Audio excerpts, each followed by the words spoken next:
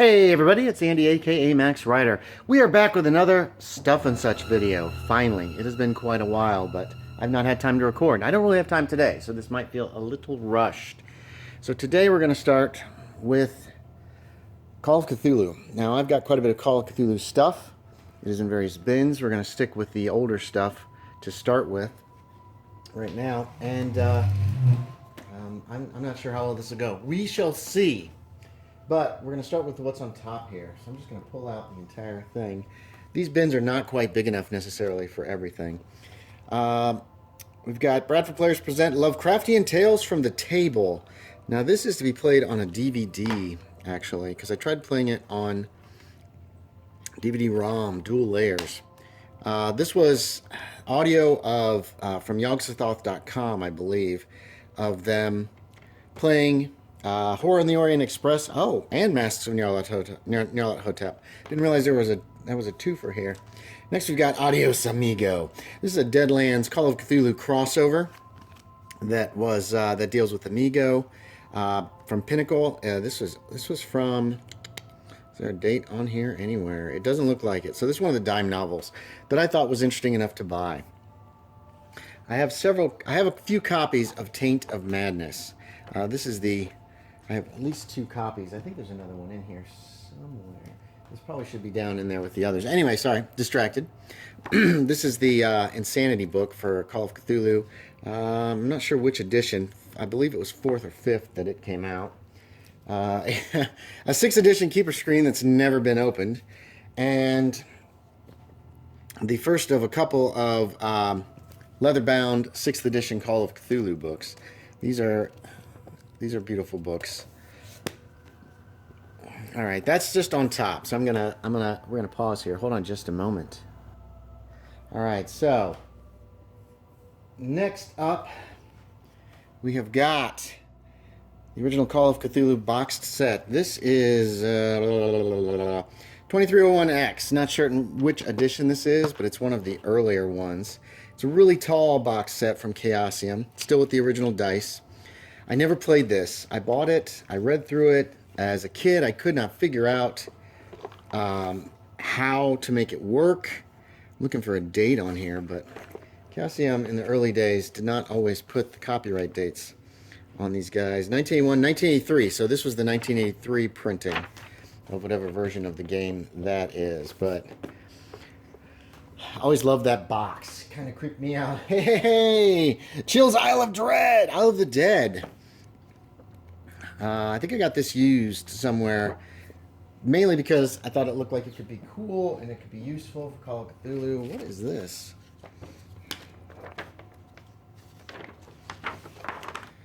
1,000 Years, the political, social, and scientific milestones that shape life today. Okay, that was in the side. We've got some, what is this? Horror writer, treasured many ideas.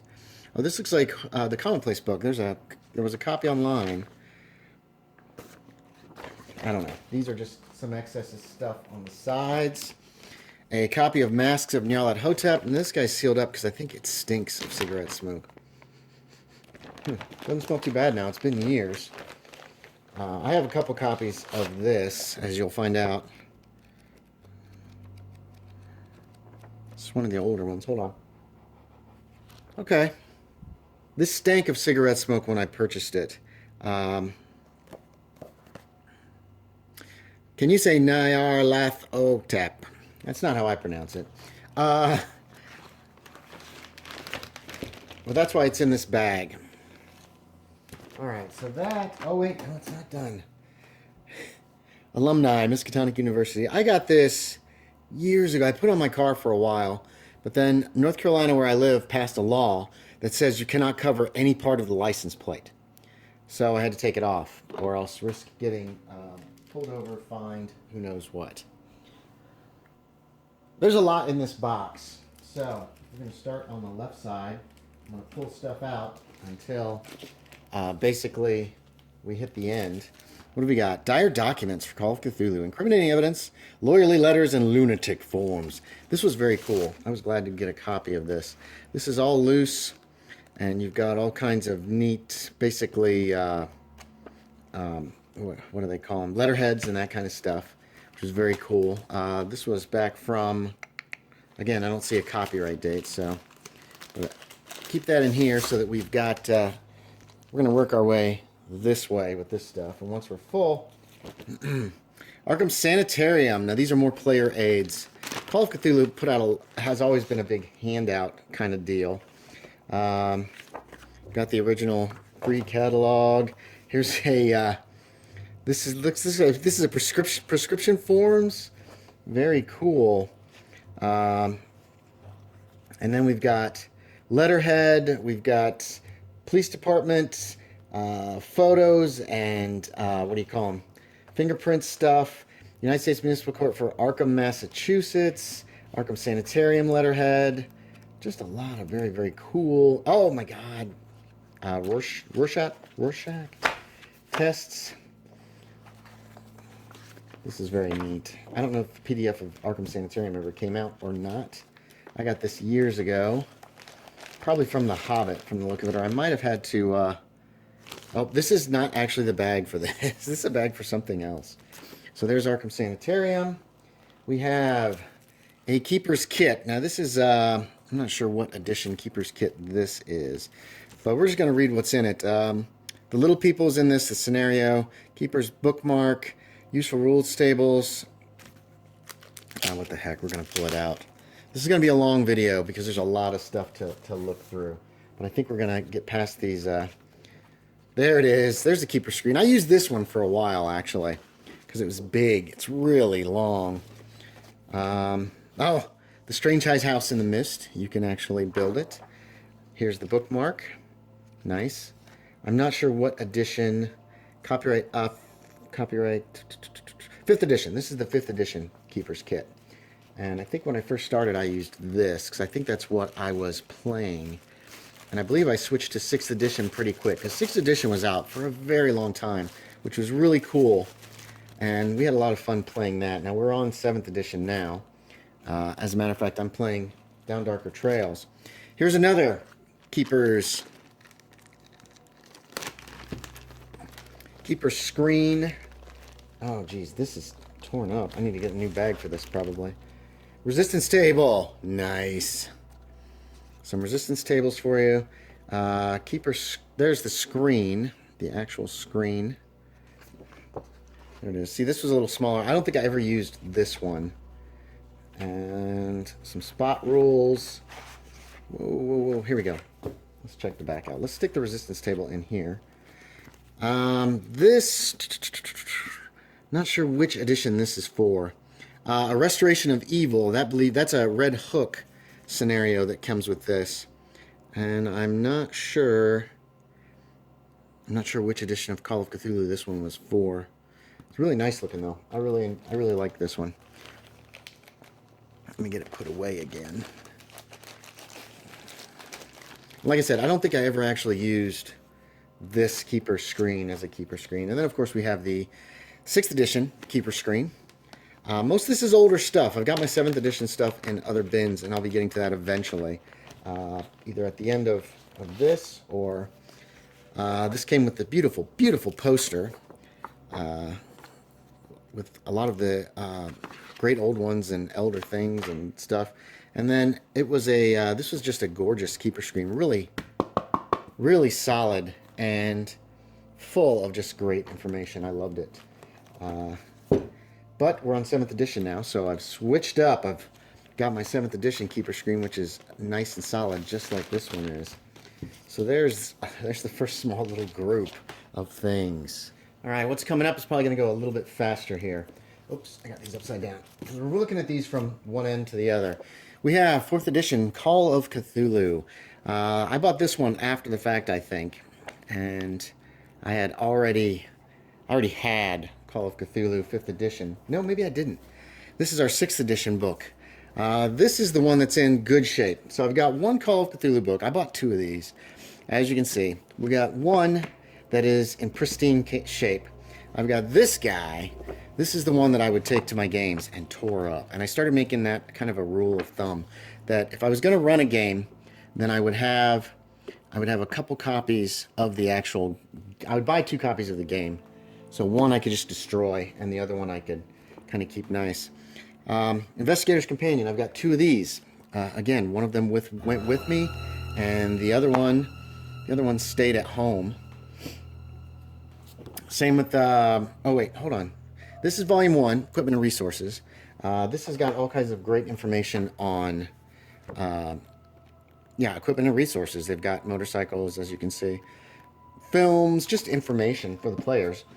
And then this is volume 1 too. How many volume? I got 3 volume 1s. Seriously, did not know that. Volume 2 is occupations and skills. Now this had a bunch of extra occupations and a few extra skills, and it was really nicely put together. I have 2 copies of that, so that again, one could go with me. I ended up getting the 1920s Investigator Companion for completeness, but this is essentially it's essentially everything that was in these other 2 books. I believe it came out. I think it came out later. There is no date on the outside of this book. Hold on. This one is 2001, and these guys are 1994. So yeah, this was a compilation of these 2 books. And finally, we've got the Compact Arkham Unveiled. I bought this years later, and people try to sell these online without the map, which is just ridiculous, and without the little newspaper in the front. This one is basically just Arkham, which I'd been looking for a long time, and I think I finally got it at a Gen Con or something like that for a pretty decent price. Goodness. Next up are some of my favorites. These source books were the ones that I loved the best about Call of Cthulhu, and as soon as they would come out at the Hobbit Hobby Shop or wherever I was living, I would try to get a hold of one. Arkham Unveiled has everything for Arkham you could ever want. Well, including in the back, we got a map. Actually, the newspaper should be in the front, but that's okay. Including the newspaper, the Arkham Advertiser, which this looks a little different from the one in the the other book. Several scenarios, and then just everything you could ever want to know about Arkham. Loved this book. You should just read it over and over again. Miskatonic University came out years later, and actually this is in the wrong order because this is the detailed book about Miskatonic University. I mean, everything is in here. It's amazing, the work and just everything that they did. They just did a beautiful job with this book. Now, I ended up getting 2 of Miskatonic, the University Guidebook, Miskatonic University, because this one reads more like a guidebook that would be handed out to students. Now, there is some extra information, obviously, in here as well. This one came out before Miskatonic University did. And I ended up for years just looking, and finally, for a decent price, I found another copy of that, because I had planned that potentially this would be given out to the players if we did and might still, if I do a Miskatonic University campaign. Return to Dunwich details the this is an old book. Details Dunwich, the Dunwich area, wonderful maps, wonderful ideas, just beautiful, beautiful stuff, including the picture in the house. That story is in here as well. Then you've got Escape from Innsmouth. Now this might actually be my favorite because Innsmouth always intrigued me, and this goes into the raid on Innsmouth and events leading up to it, as well as generally just kind of an overview of the entire town, which I just love that kind of stuff. You know what I mean? Got your neighborhoods, got everything marked out. These are the best books ever. They're so much fun to read. Now, Escape from Innsmouth also came out with a second version of itself, which I got, and I was very happy that I did because, and I tore this book up a little bit, unfortunately, because this had an additional chapter for the raid of Innsmouth, dealing with an assault on the Marsh refinery.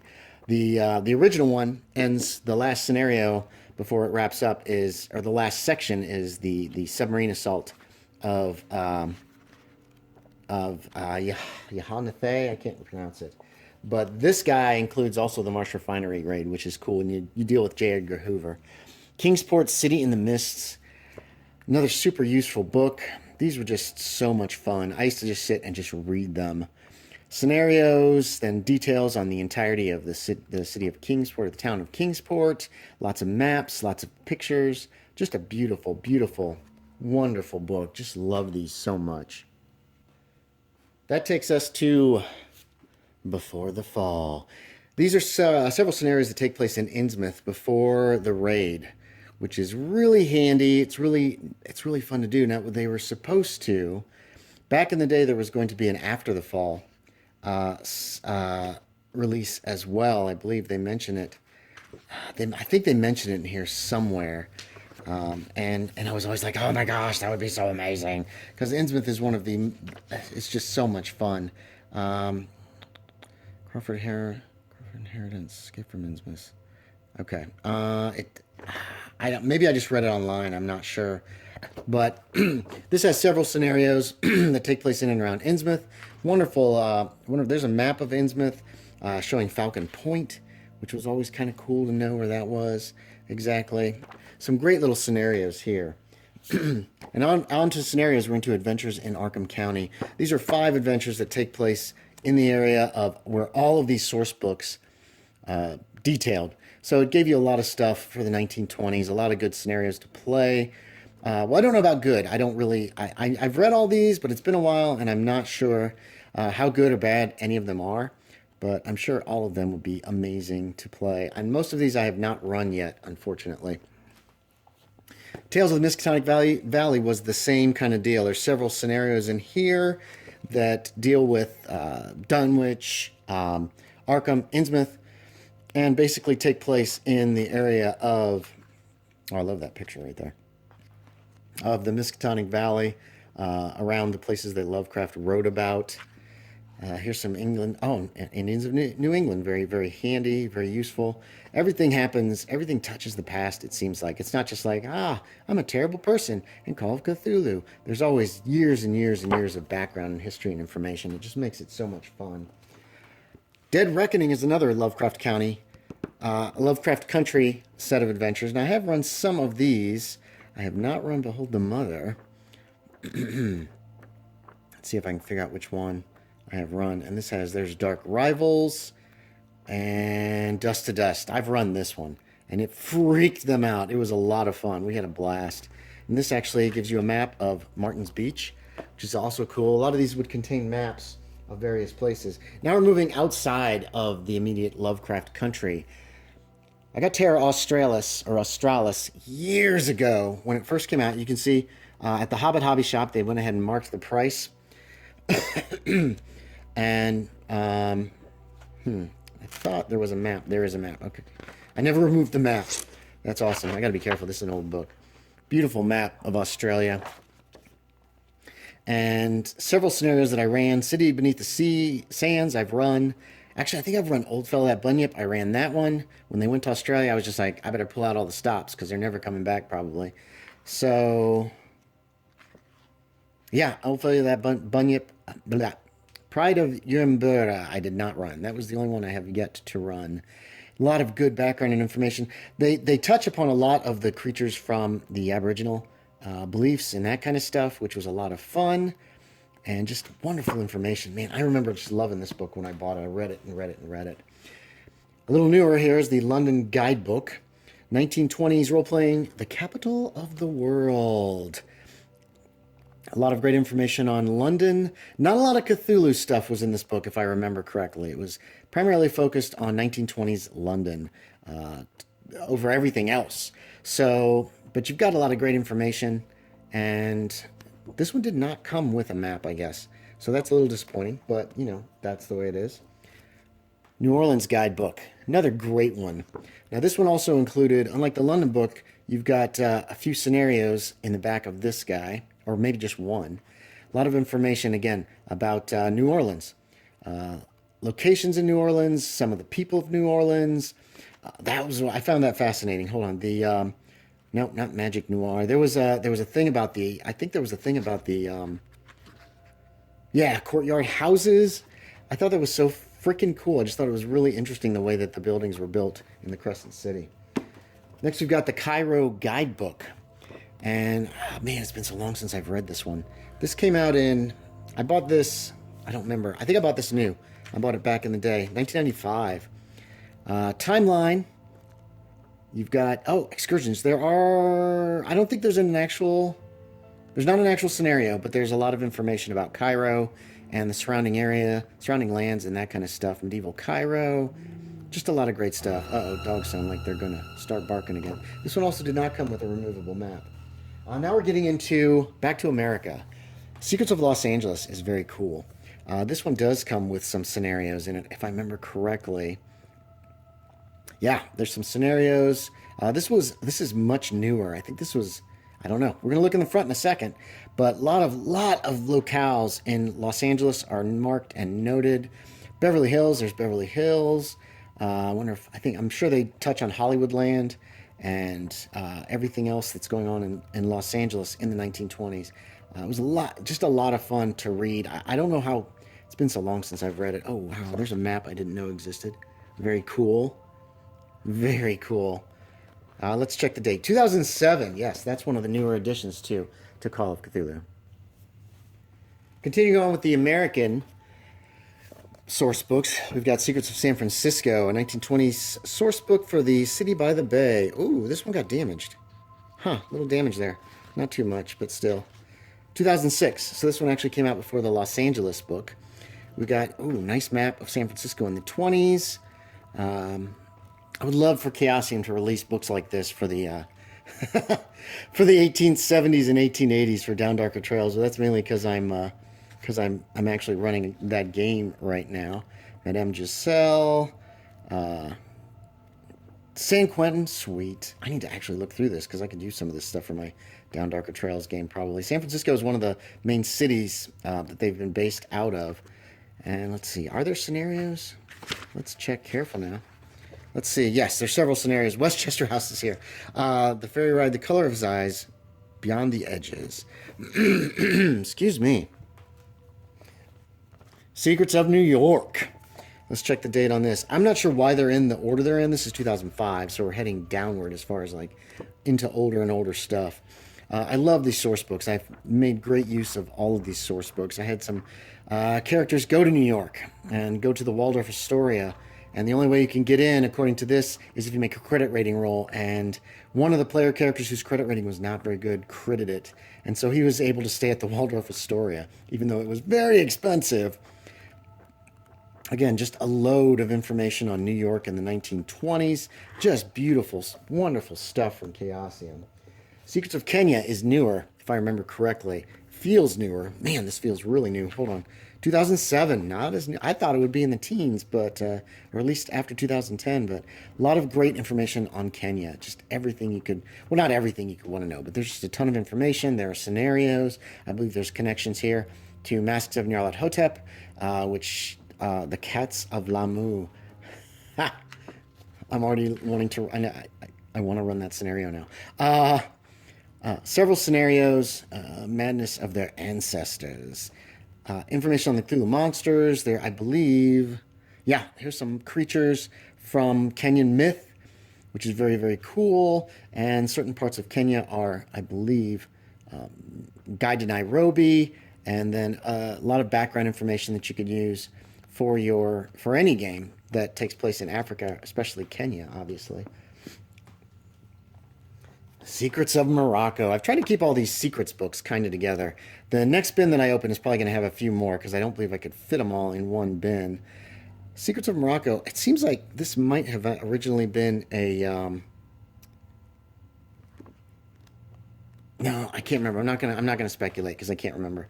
But it looks like there are a few scenarios. Plus, of course, you've got lots of information about Morocco. I got a friend in Morocco. There's Casablanca. And just very, very... what other city are they going to show us here? Rabat. Those look like the same freaking... oh, wait a minute. Rabat circa 1930. Where'd Casablanca go? Casablanca... oh, no, they're different. For some reason, I thought they were the same. I think Rabat is the... and a nice map of Morocco there. Very beautiful little book. Mysteries of Mesoamerica. So now we're into South America. So we've got cities, and then we go from outside the United States to inside the United States, and now we're heading for South America, and then countries. And then we're dealing with some of the countries that people I don't know. I don't know what Chaosium's policy is. Did they decide we're going to have a secrets of this country or this place or this thing? Or does somebody say, hey, I want to write this? And they're like, well, let's see what you can do. And then boom. I have no idea. And this was also from a while ago. So let's check out the year that this was published. Oh, nice map. That's a beautiful map. Again, for 1920s, it's just great. I don't see a date here. Editor's note. Nope, I don't see a publication date, so I'm not sure when this was published. This is not too old, though. I got this at Gen Con, I believe. Secrets of Tibet. The unknown land of mythos and mystery. So another great land. I wish they would do Secrets of China. I think that would be very helpful to me. There is a Japan book out that I have. It's been out forever. So, Lhasa, the Forbidden City. I believe there's a couple scenarios here in the back. And then you've got your information on Tibet and the surrounding area and traveling there and surviving there. Ooh, are these the old masters? The Undying Leaders. Got your Undying Leaders that are mentioned in certain Lovecraftian books and that kind of thing. And very nice. Is there a year on this one? Is there a publication? Oh, yeah. 2013. Yeah. Definitely got that at a convention as well. Probably Gen Con or Origins. And we end up with another copy of the anniversary edition, leather-bound 6th edition book. These are beautiful. These are so lovely. So there you have it. That's the entire collection in this box, in this bin. In a week or two, I will get working on bin number 2, if I can figure out which one that is. Because I've got about 4 bins of older product, and then I've got several smaller bins where I'm working up my 7th edition collection. But we're going to be focusing on Call of Cthulhu and BRP for a while as far as stuff and such goes. Hey, thanks for watching, everybody. As always, I appreciate it. And I will talk to y'all next time.